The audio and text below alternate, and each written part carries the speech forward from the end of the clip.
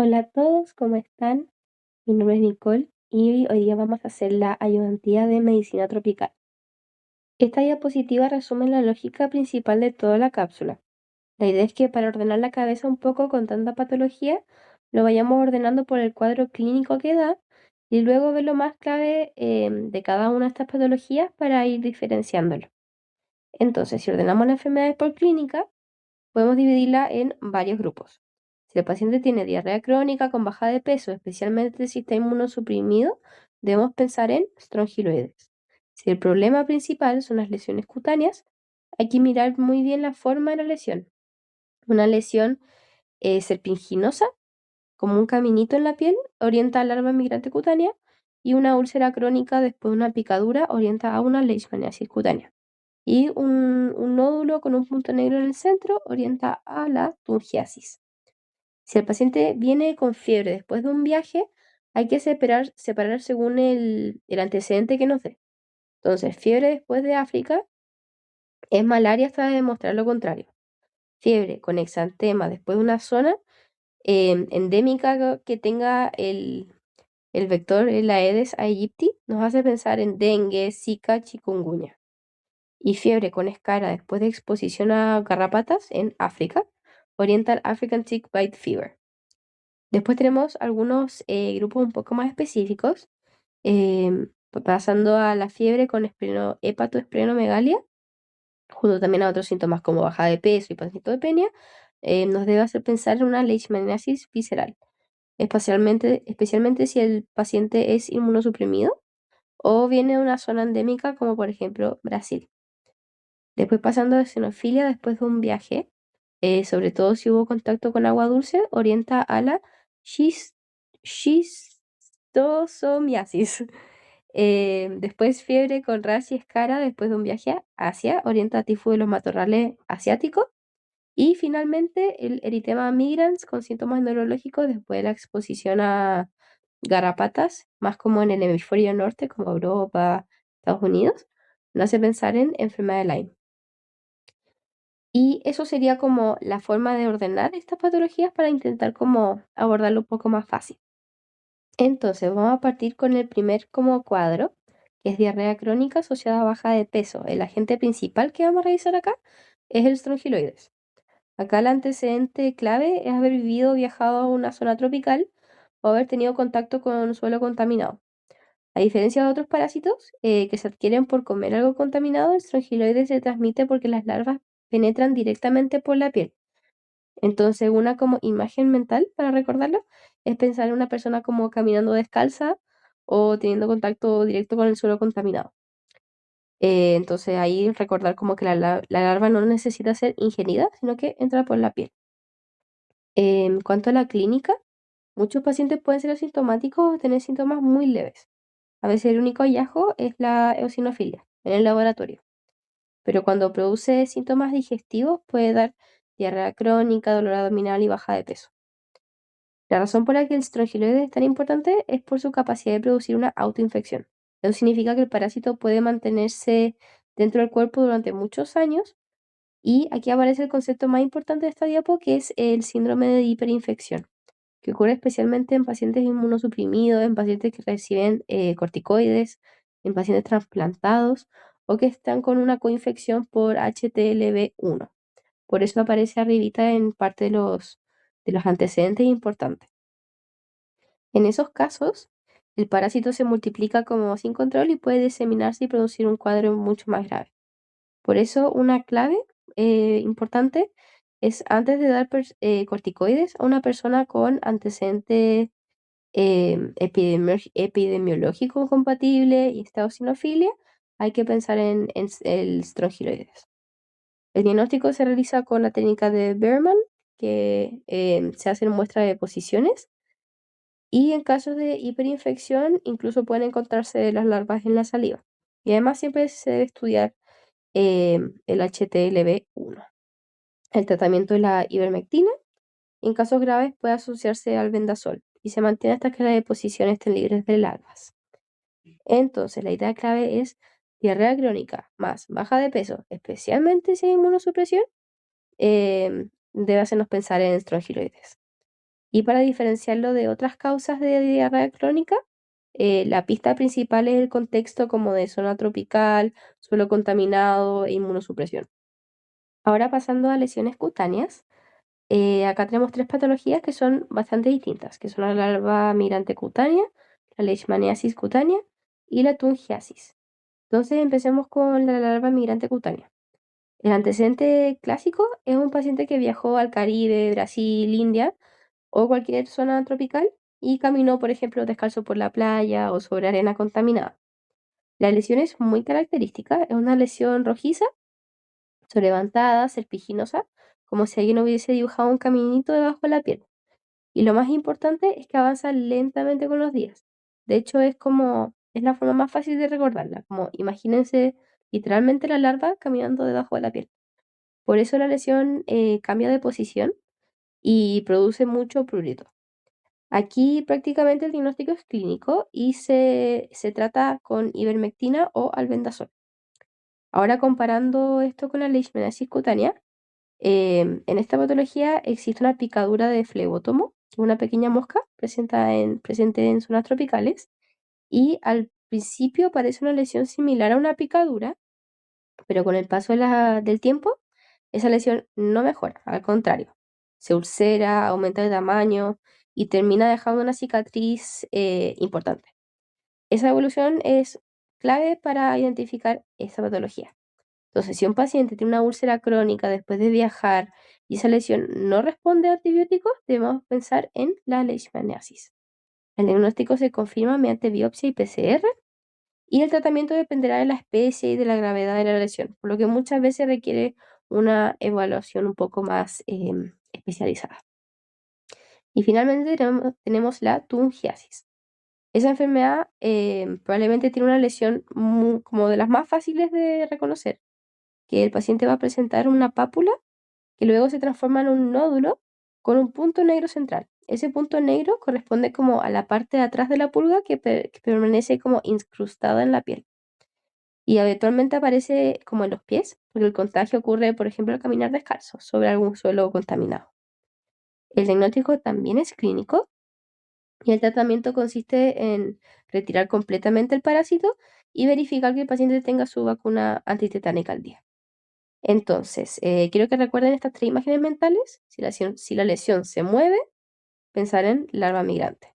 Si la lesión se ulcera y no cicatriza, es leishmaniasis. Y si es que tiene un punto negro en el centro, es tungiasis. Ahora vamos a ver una de las enfermedades más importantes de la medicina tropical, que es la malaria. Y quiero que recuerden este concepto, que todo paciente con fiebre que vuelve de África tiene malaria hasta demostrar lo contrario. ¿Y por qué es tan importante esta idea? Porque la malaria puede evolucionar rápidamente de formas muy graves y retrasar el diagnóstico puede tener consecuencias fatales. Entonces, el cuadro clínico clásico incluye fiebre, escalofríos muy intensos, cefalea y mialgias. Algunos pacientes también pueden presentar síntomas gastrointestinales como náuseas, vómitos o diarrea y no produce exantema. Eso nos ayuda mucho a diferenciarlo de otras enfermedades del viajero como el dengue o el Zika. El diagnóstico debe hacerse rápidamente, como dijimos antes, y primero puede utilizarse un test rápido de malaria, pero siempre debemos confirmar mediante el frotis con tensión de Giemsa, que además de confirmar el diagnóstico, el frotis permite ver como la carga parasitaria y evaluar la gravedad. Respecto al tratamiento, dependerá de la gravedad del cuadro.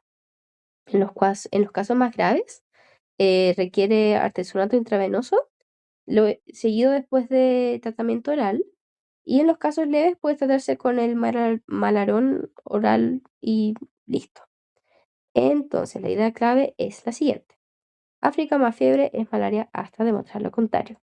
Y si además el paciente tiene fiebre sin exantema, la sospecha aumenta aún más. Ahora vamos a revisar un grupo de enfermedades que suelen confundirse muchísimo porque todas son transmitidas por el mismo mosquito, que es el Aedes aegypti, que son el dengue, el Zika y la chikungunya. Lo primero que debemos preguntar es si el paciente viajó a una zona donde existe este mosquito, como por ejemplo Brasil, Colombia, algunos países de Centroamérica, el Caribe o incluso Isla de Pascua. Y después debemos fijarnos en cuál es el síntoma como que predomina. Entonces comencemos con, con el Zika, que suele producir fiebre y exantema, pero hay dos cosas que son importantes que recordar. La primera es la conjuntivitis, que aparece con mucha más frecuencia que en los otros arbovirus, por ejemplo el del dengue, la chikungunya, bien característico del Zika. Y lo segundo es el riesgo fetal. Por eso una infección por Zika en una mujer embarazada tiene mucha importancia, porque el riesgo de que el niño tenga algún síndrome congénito es importante.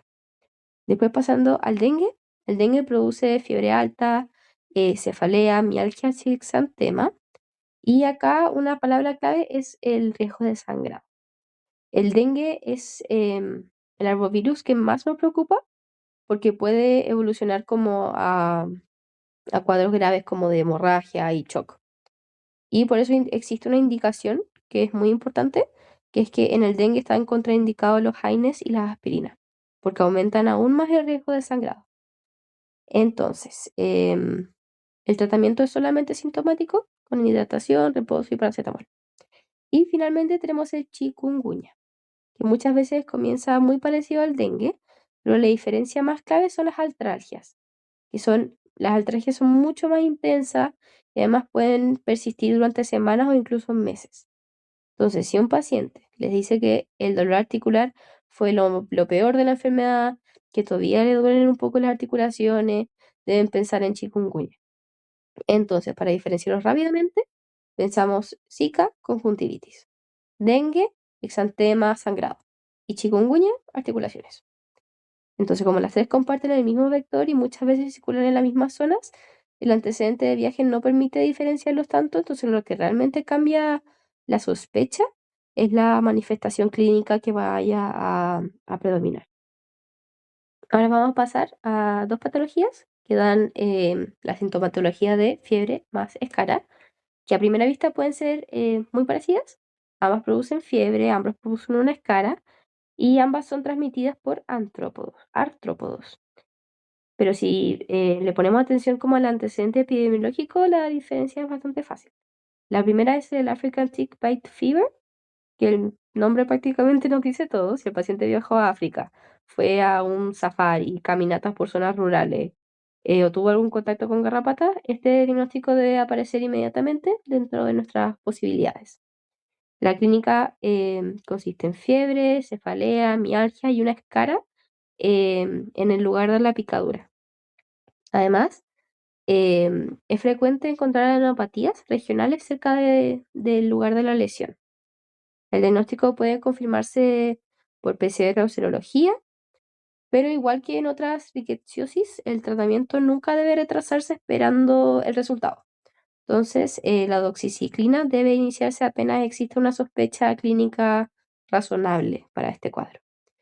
Y ahora comparemos esto con el tifus de los matorrales asiáticos.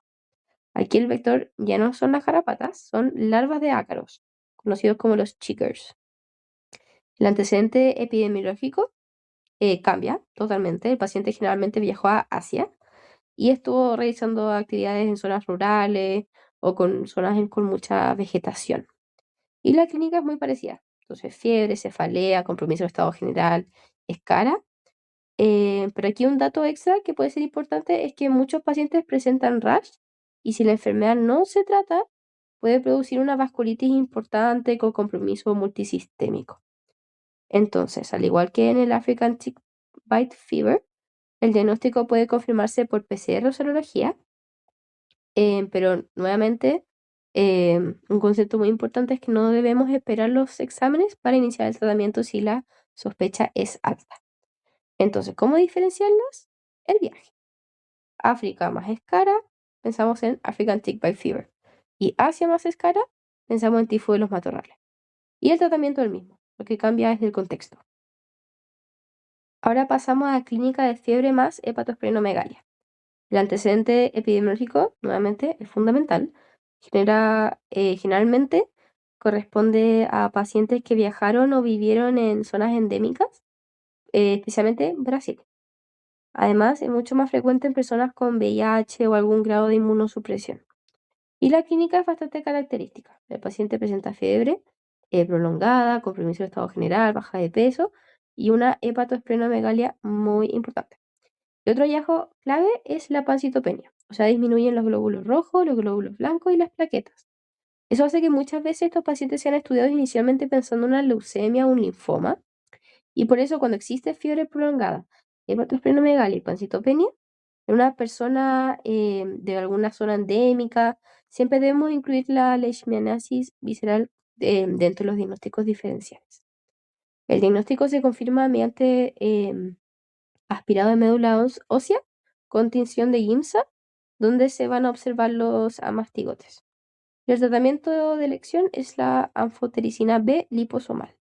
Entonces, si ven fiebre, hepatoesplenomegalia y pancitopenia, tiene sentido que empiecen una enfermedad hematológica. Pero si además existe antecedente como de viaje a Brasil o inmunosupresión, hay que agregar la leishmaniasis visceral en las opciones de diagnóstico. En eosinofilia post-viaje tenemos la schistosomiasis. Acá está el antecedente del contacto con agua dulce.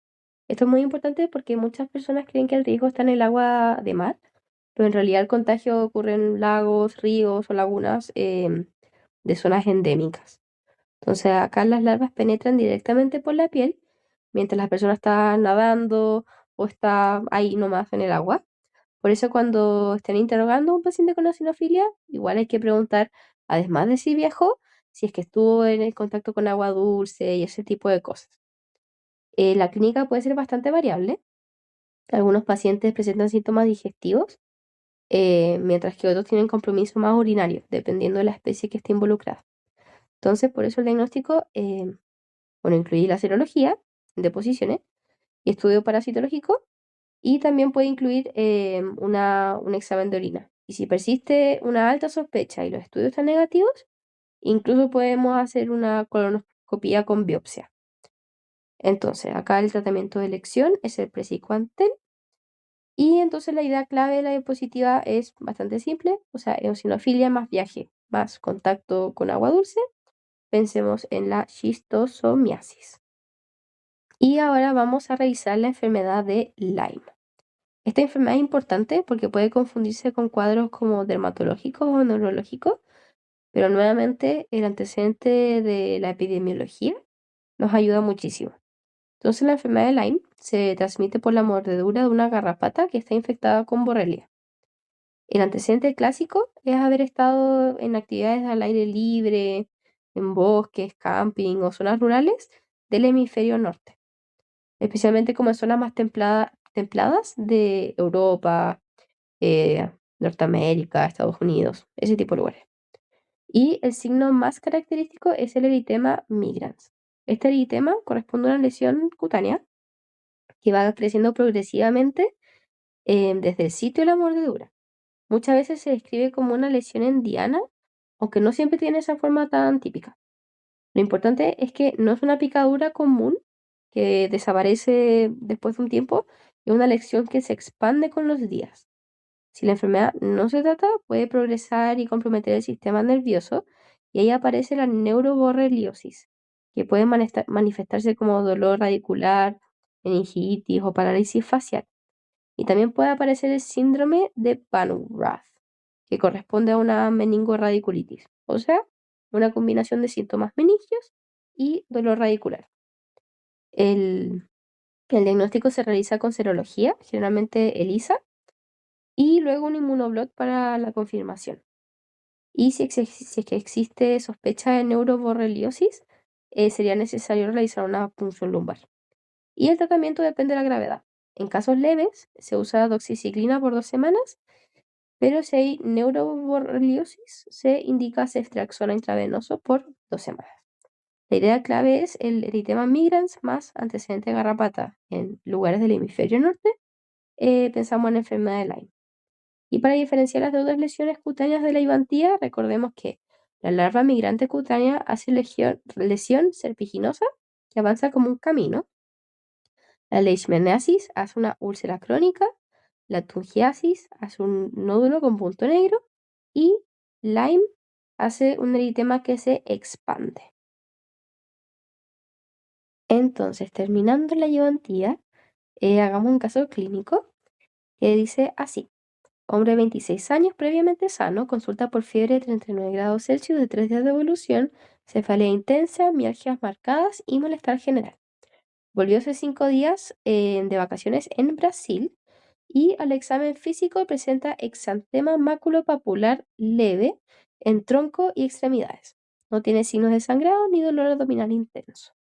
¿Cuál es la patología más probable y cuál es el tratamiento?